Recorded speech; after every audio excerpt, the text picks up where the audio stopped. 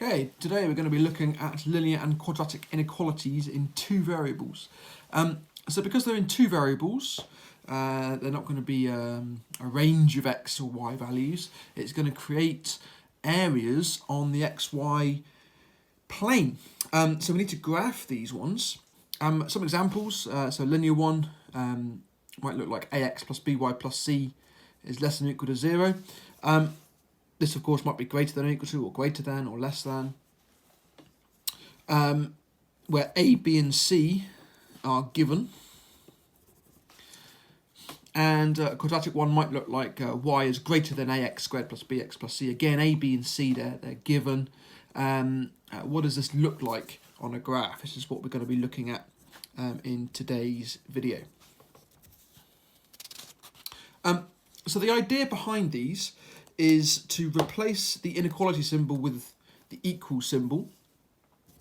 So ax plus by plus c equals 0, and this will obviously be a linear line. Now if you want to put it in the form y equals mx plus c, then of course you can. Just a little bit of algebraic rearranging, and then that will allow you to sketch the curve. So it might look like that, it's got a negative gradient, or it might look like that, it's a negative gradient with a negative intercept, or perhaps a positive gradient, or a shallow gradient.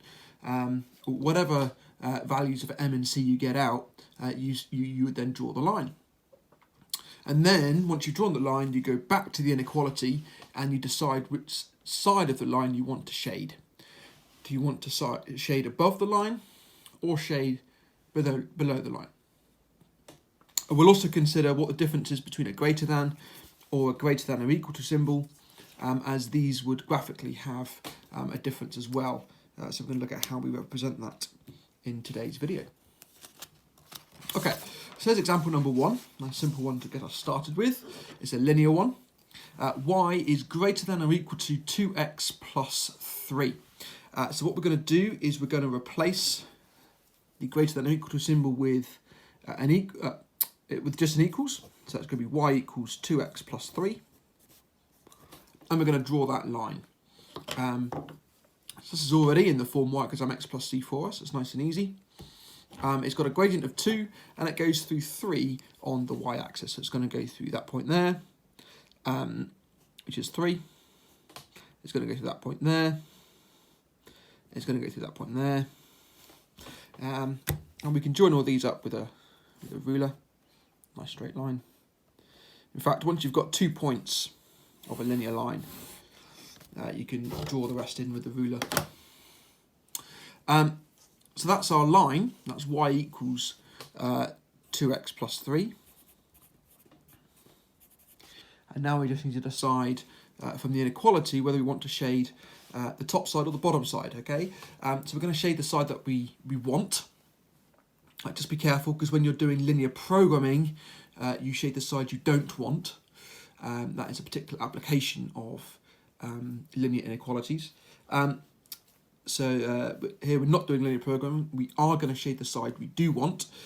So what I do is I tend to just throw in the origin. Does it satisfy it?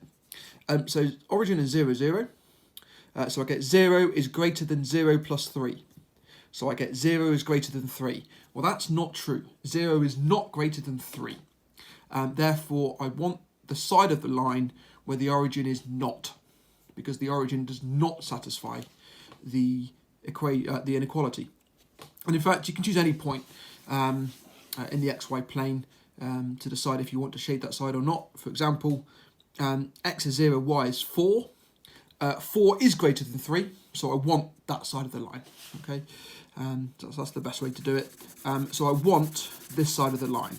So I shade everything above the line, and every pair of values of x and y, this side of the line will satisfy the inequality.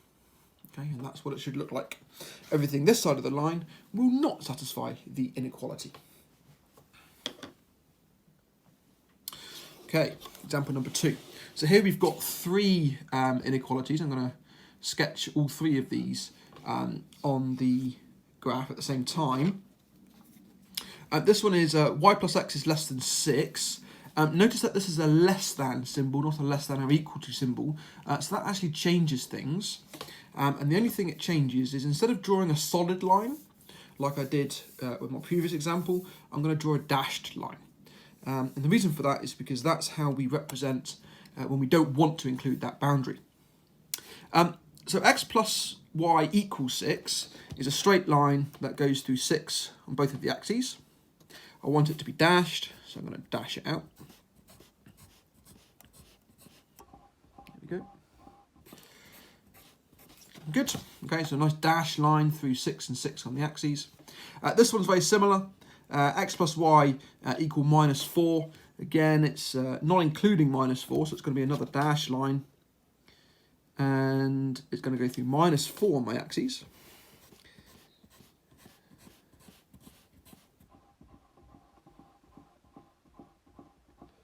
And then the final one, y minus 2x is greater than or equal to minus 4.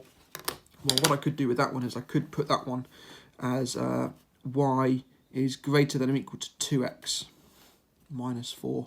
So that's going to have a gradient of 2 and go through minus 4 on my y-axis.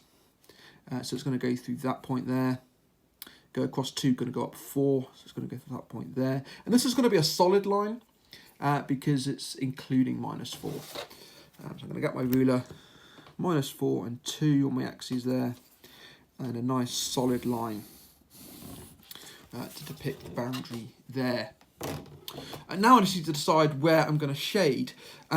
So x plus y is less than or equal to 6. Well, the origin satisfies that because 0 plus 0 is less than 6, so that's true. So I want the origin on that side, so it's this side of that dashed line. Do the same thing here. 0 plus 0, that is greater than minus 4, so I want the origin side of this line. And then finally this one, I want y to be greater than or equal to 2x minus 4. If I plug the origin in, I get 0 is greater than minus 4, which again is true. So I want the origin. The origin satisfies all three of these inequalities. So therefore, it's this region here. That's the region I want. This is the region which satisfies all three of my linear inequalities. Okay, so that's the side I shade. And the dashed line represents that I'm not including that boundary. And the solid line represents that I am including that boundary. Okay, so that's what your final answer should look like for these three linear inequalities. Okay, let's have a look at some quadratic ones then. So here we have a straightforward one to start with. Y is greater than or equal to x squared minus 4x plus 4. It's greater than or equal to, so it's going to be a solid boundary. And hopefully you are happy with sketching quadratics. But you could write this as x minus 2 squared if you factorise it, which might give you a clue as to what this graph looks like. It's going to be a translation of x squared onto 2 onto the x-axis. So it's going to come down there, it's going to have a turning point at 2, and it's going to come back up there again. There's my x-axis, there's my y-axis, and it's going to cross my y-axis at 4, because when x is 0, y is 4. So the next question is, well, which side of the line do I shade? And just like with the linear ones, I'm going to plug in my origin and see if it satisfies it. I get 0 is greater than 0 minus 0 plus 4, i.e. 0 is greater than 4. 0 is not greater than 4. You're doing A-level maths, you know 0 is not greater than 4. So that means the origin does not satisfy my inequality, so therefore I want to shade the side of the line where the origin is not. So therefore that is this region in here.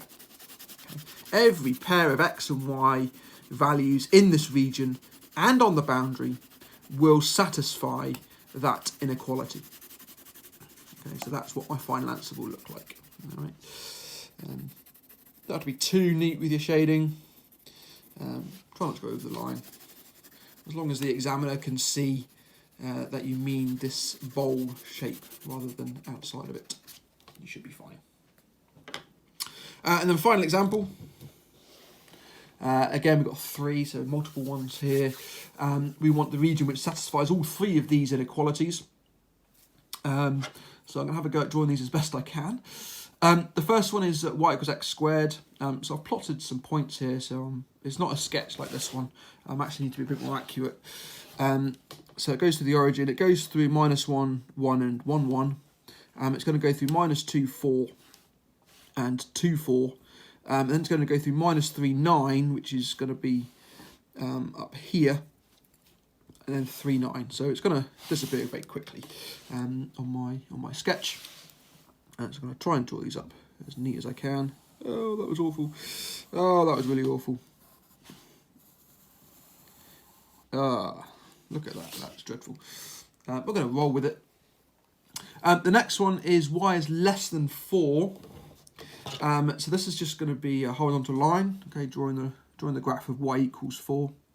And it's going to be a dashed line because we're not including 4. So I need a nice dashed bit going on there. There we go.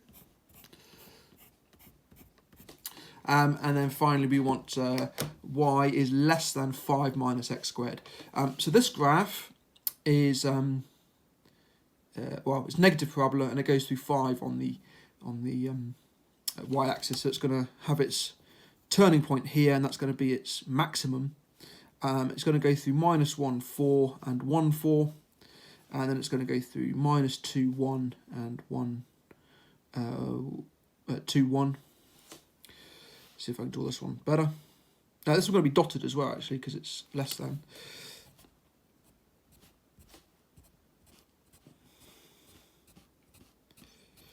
Okay, it's looking better already, isn't it?